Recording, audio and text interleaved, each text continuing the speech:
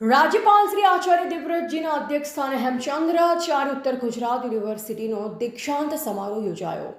ભારતીય ઋષિમુનિઓનું જીવન દર્શન અમૂલ્ય છે. દીક્ષાંત સમારોહમાં નવવિધ ફેકલ્ટીના કુલ 54,346 વિદ્યાર્થીઓને રાજ્યપાલશ્રીના હસ્તે ડિગ્રી એનાયત. યુનિવર્સિટીના 151 તેજસ્વી વિદ્યાર્થીઓને રાજ્યપાલશ્રીના હસ્તે સન્માનિત કરાયા. હેમચંદ્રાચાર્ય ઉત્તર ગુજરાત યુનિવર્સિટી પાટણ ખાતે રાજ્યપાલ શ્રી આચાર્ય દેવવ્રતજીના અધ્યક્ષસ્થાને પદવીદાન દીક્ષાંત સમારોહ 2026 ભવ્ય રીતે યોજાયો હતો. મહાનુભાવોના હસ્તે દીપ પ્રાગટ્યથી કાર્યક્રમનો પ્રારંભ કરવામાં આવ્યો હતો. રાજ્યપાલશ્રીના અનુમોદન બાદ વિધિવત કાર્યક્રમ શરૂ થયો.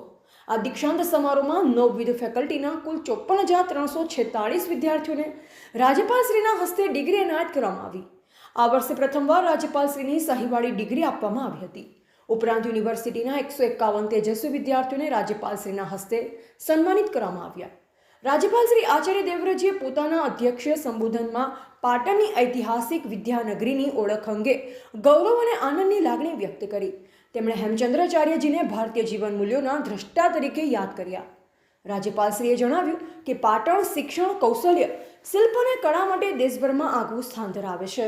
સરસ્વતી નદીના પવિત્ર તટ પર ક્યારેક હજારો ઋષિમુનિઓ તપસ્યામાં લીન રહી વેદશાસ્ત્ર અને આધ્યાત્મિકતાનું જ્ઞાન પ્રસરાવતા હતા. આજે એ જ ગૌરવની પરંપરાને આગળ ધપાવતું આ વિદ્યા કેન્દ્ર ગૌરવની ક્ષણનું પ્રતીક છે. વિદ્યાર્થીઓને સંબોધતા તેમણે જણાવ્યું કે તેઓ દેશના ભવિષ્ય છે અને આવનાર ભારતના નિર્માતા છે. આજના સમયમાં ટેકનોલોજી અને વિજ્ઞાન ઝડપી ગતિએ આગળ વધી રહ્યું છે, ત્યારે વિદ્યાર્થીઓ તેમાં રસ અને જિજ્ઞાસા દાખવવી જરૂરી છે. ઇસરોના વિજ્ઞાનીઓ યોગીની જેમ એકાગ્રતા અને સમર્પણથી કાર્ય કરે છે, જે વિદ્યાર્થીઓ માટે પ્રેરણારૂપ છે. તેમણે વિદ્યાર્થીઓને ઇસરોની મુલાકાત લેવા અનુરોધ કર્યો. તેમણે વધુમાં જણાવ્યું કે ભારતીય ઋષિમુનિઓનું જીવન દર્શન આજના સમયમાં પણ અત્યંત પ્રાસંગિક છે. ભૌતિક સુખની દોડમાં માનવતા ભૂલવી નહીં જોઈએ. વિદ્યા દ્વારા વિશ્વ કલ્યાણ અને આત્મકલ્યાણ બંને હાંસલ કરવા તેમજ માનવતાને સર્વોપરી સ્થાન આપવા તેમણે સૂચન કર્યું. રાજ્યપાલશ્રીએ વિદ્યાર્થીઓને માતા પિતા અને ગુરુજનોને દેવતા સમાન માનવા, સત્યનું આચરણ કરવા, સતત જ્ઞાન વધારવા અને દેશ વિદેશમાં પ્રસારિત કરવા આહ્વાન કર્યું. તેમણે જણાવ્યું કે ભાગ્ય કર્મનું ફળ છે અને મહાત્મા ગાંધીજીના જીવન મૂલ્યોને જીવનમાં ઉતારવા વિદ્યાર્થીઓએ પ્રયત્ન કરવો જોઈએ.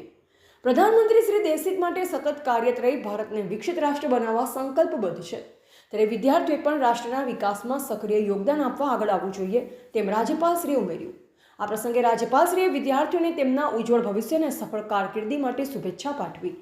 કુલપતિ શ્રી કેસી પોરિયાએ સ્વાગત પ્રવચનમાં દીક્ષાંત સમારોહને ગૌરવસભર ક્ષણ ગણાવી વિદ્યાર્થીઓને અભિનંદન પાઠવ્યા અને જણાવ્યું કે ડિગ્રી સાથે જવાબદારી પણ વધે છે. Registrar Shri R.N. દેસાઈએ આભાર વિધિ વ્યક્ત કરી. આ કાર્યક્રમમાં ઇસરોના ડિરેક્ટર શ્રી નિલેશ દેસાઈ, જિલ્લા કલેક્ટર શ્રી તુષાર ભટ્ટ, જિલ્લા વિકાસ અધિકારી C.L. પટેલ, જિલ્લા પોલીસ અધિક્ષક શ્રી V.K. નાઈ સહિત વિવિધ કોલેજના ડીનશ્રીઓ, અધ્યાપક અને મોટી સંખ્યામાં વિદ્યાર્થીઓ ઉપસ્થિત રહ્યા. રિપોર્ટર દિલીપસિંહ જાડેજા, શંખેશ્વર, પાટણ.